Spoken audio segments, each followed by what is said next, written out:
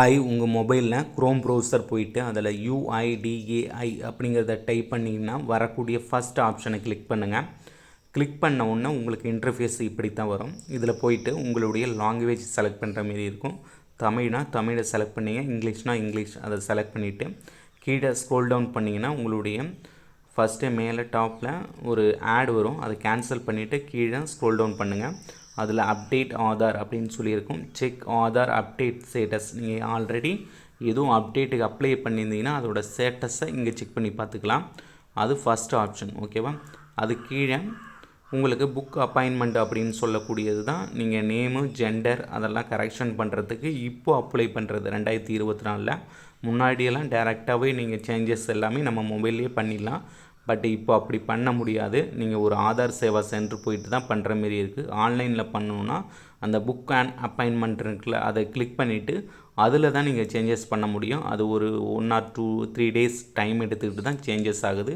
Payment நீங்கள் ஆன்லைனில் பண்ணுற மாரி தான் இருக்குது. ஓகேவா? டவுன்லோடு ஆதார் கார்டு அப்படின்னு இருக்குல்ல, அதை கிளிக் பண்ண உடனே உங்களுக்கு பயோமெட்ரிக் சிம்பிள் காமிச்சிட்டு அதுக்கு கீழே உங்களுடைய 12 டிஜிட் ஆதார் நம்பரை என்ட்ரு பண்ண சொல்லும். 12 டிஜிட் ஆதார் நம்பரை என்ட்ரு பண்ணிவிட்டு கீழே இருக்கக்கூடிய அந்த கேப்சா கோடை கரெக்டாக என்ட்ரு பண்ணுங்கள்.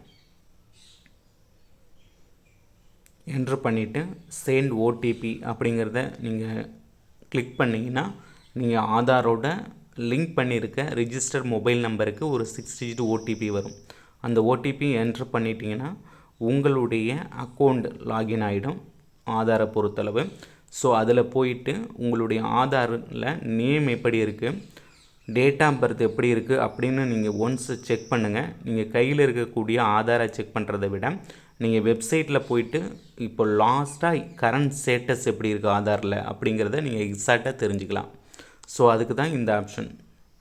நேம் எப்படி இருக்குது, அப்புறம் டேட் ஆஃப் பர்த் எதுவும் சேஞ்சஸ் ஆகிருக்கா, அட்ரஸ் எதுவும் சேஞ்சஸ் ஆகிருக்கா, எல்லாமே நீங்கள் வெப்சைட்டை பார்த்தே நீங்கள் தெரிஞ்சுக்கலாம். ஸோ அதுக்காக தான் இந்த ஆப்ஷன். இதில் ஃபஸ்ட்டு ஆப்ஷன் டாக்குமெண்ட் அப்டேட்டுங்கிறது நீங்கள் ஜூன் மாதம் 14ஆம் தேதிக்குள்ளே டாக்குமெண்ட் அப்டேட் பண்ணணும். ஸோ நிறைய ஆப்ஷன் இருக்கும் இதில். நீங்கள் ஆதார் ஹிஸ்ட்ரி பார்த்துக்கலாம், எத்தனை வாட்டி நம்ம அப்டேட்லாம் பண்ணியிருக்கோம் அப்படின்னு. டவுன்லோடு ஆதார்னு இருக்குது பாருங்கள், செகண்ட் ஆப்ஷன். அதை கிளிக் பண்ணிவிட்டு உங்களுடைய ஆதார் கார்டில் இப்போ இருக்கக்கூடிய டீட்டெயில்ஸ் எல்லாமே கரெக்டாக இருக்கா ஒன்ஸ் நீங்கள் செக் பண்ணி பார்த்துக்கலாம். ஜென்ரேட் விர்ச்சுவல் ஐடி அப்படின்னு சொல்லக்கூடிய இடத்துல அதை கிளிக் பண்ணிங்கன்னா ஆதாருக்கு பதிலாக அந்த விர்ச்சுவல் ஐடியை நீங்கள் யூஸ் பண்ணிக்கலாம். ஸோ அதுதான் ஜென்ரேட் பண்ணிக்கலாம். விர்ச்சுவல் ஐடியும் உங்களுக்கு இப்படி க்ரியேட் பண்ணி காமிச்சிடும். அதுதான் உங்களுடைய ஜென்ரல் விர்ச்சுவல் ஐடி அப்படின்னு சொல்லக்கூடியது. அதுக்கப்புறம் உங்களுடைய ஆதாரை சேஃப் அண்ட் செக்யூர்டாக வச்சுருக்குது. பயோமெட்ரிக்கை நீங்கள் லாக் பண்ணிக்கலாம், அன்லாக் பண்ணிக்கலாம், அது பண்ணிக்கலாம். அதுக்கப்புறம் பேங்க் சீடிங் ஸ்டேட்டஸ் அப்படின்னு இருக்குல்ல, அதை கிளிக் பண்ணிவிட்டு நீங்கள் ஆதாரோட எந்த பேங்க் அக்கௌண்ட்டு லிங்க் ஆகிருக்கு அப்படிங்கிறத நீங்கள் தெரிஞ்சுக்கலாம். ஓகேவா? நீங்கள் எந்த அக்கௌண்ட்டுன்னு தெரியாமல் நிறைய பேர் இருப்பீங்க.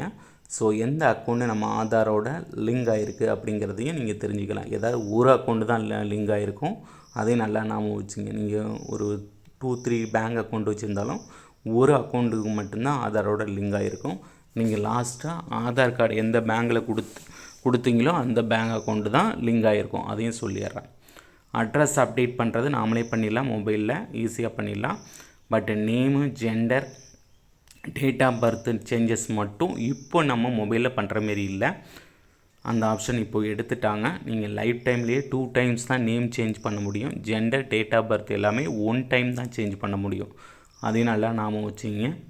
ஸோ சேஞ்சஸ் பண்ணும்போது உங்களுடைய எஜுகேஷன் சர்டிஃபிகேட்டில் நேம் எப்படி இருக்கோ அதேமாரியே நீங்கள் சேஞ்சஸ் பண்ணிட்டீங்கன்னா ரொம்ப ரொம்ப நல்லது. இன்ஷியலோடு நீங்கள் பண்ணிவிடுங்க. நிறைய பேருக்கு ஃபாதர் நேமோடு சேர்ந்து வருது நேமு. ஸோ அதேமாரி இல்லாமல் உங்கள் நேம் அண்ட் இன்ஷியல் இருந்ததுன்னா இன்ஷியல். ஸோ ஓகேவா? இல்லைனா உங்களுடைய நேம் மட்டும் ஃபாதர் நேமில் ஃபாதர் நேம் அதேமாரி இருந்தாலே போதும். அதுதான் கரெக்ட் ஃபார்மேட்டில் இருக்கும். ஸோ நீங்கள் என்ன சொல்கிறது, இஎஸ்ஐ பிஎஃப் அக்கௌண்ட்டு இதெல்லாம் நீங்கள் மெயின்டைன் பண்ணிங்கன்னா நேம் வந்து மிஸ்மேட்ச் ஆகக்கூடாது. ஸோ நேம் வந்து கரெக்டாக இருக்கணும். ஸோ அதுக்காக தான் இப்போ சொல்கிறேன். சேஞ்சஸ் இருந்ததுன்னா ஃபஸ்ட்டு உங்களுடைய ஆதாரில் ஃபஸ்ட்டு சேஞ்சஸ் பண்ணுங்கள். அதுக்கப்புறம் உங்களுடைய பேன் கார்டு, அதுக்கப்புறம் மற்ற டாக்குமெண்ட்ஸ் எல்லாத்துலேயும் நீங்கள் சேஞ்சஸ் பண்ணிக்கலாம். ரொம்ப ஈஸியாக இருக்கும் ஃபஸ்ட்டே நீங்கள் ஆதாரில் சேஞ்சஸ் பண்ணிட்டீங்கன்னா. ஸோ ஆதார் சேவாவை பொறுத்தளவு இத்தனை சேவைகளை நம்ம யூஸ் பண்ண முடியும் ஆன்லைனில். உங்கள் மொபைல்லே நீங்கள் பண்ணிடலாம். ஒரு ப்ரௌசிங் சென்டர் போயிட்டு அங்கே போயிட்டு சர்ச் பண்ணிவிட்டு டீட்டெயில்ஸை செக் பண்ணிவிட்டு பார்த்துட்ருக்கணும்னு அவசியம் இல்லை, நாமளே பண்ணிடலாம்.